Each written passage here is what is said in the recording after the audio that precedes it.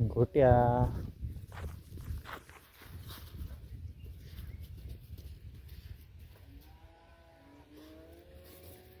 काय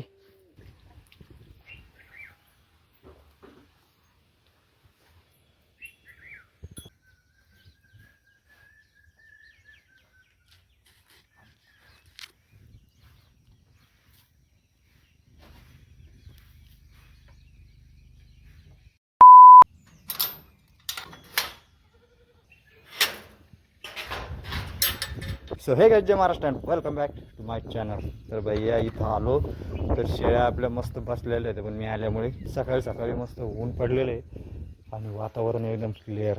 खाणं पिणं झालेलं आहे. सकाळी मस्त त्यांना गहू वगैरे खुराक वगैरे टाकून मी घरी गेलो होतो, मस्त मोर घास वगैरे. पण हे पाठरू आतमध्ये जाऊन बसतं आणि थोडा थोडा यांचा मोर घास पण उरलेला आहे.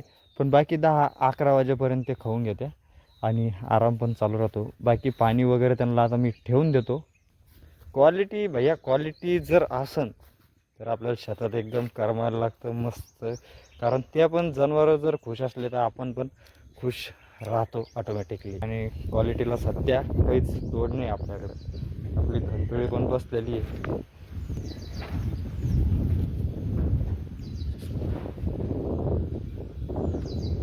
बाकी आपण यार, मी तुम्हाला आहे ना आपला पिंजरा दाखवलेलाच नाही आहे.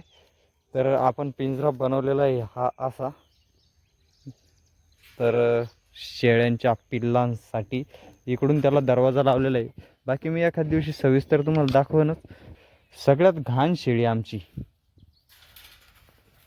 गवळीने हा मान पटकावलेला आहे आपल्या इथं, की सगळ्यात घाण हिचं नाव आपण सध्या घेऊ शकतो. आणि नंबर 2ला सगळ्यात घाण शेळी ही आपली घंटुळी. घाण म्हणण्याचा याचा अर्थ फक्त एवढाच आहे की आपल्या ह्या 3 शेळ्या आहेत, तर ह्या तिघीला त्या ह्या दोघी खाऊनच देत नाही. जसं की मी आता व्हिडिओ दाखवतो त्यामध्ये पण तुम्ही पाहू शकता.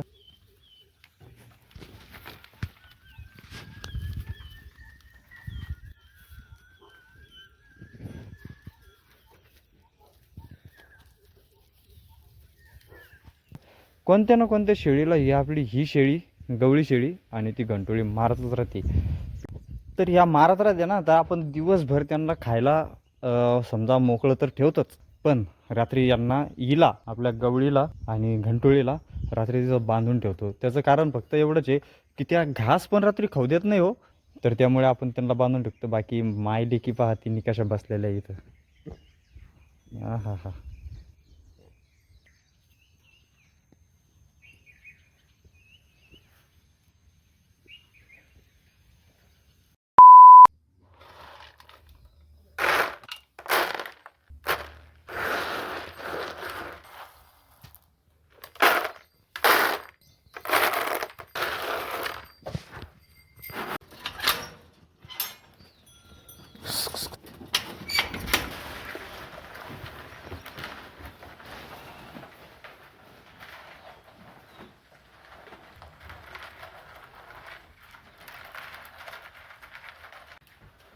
असं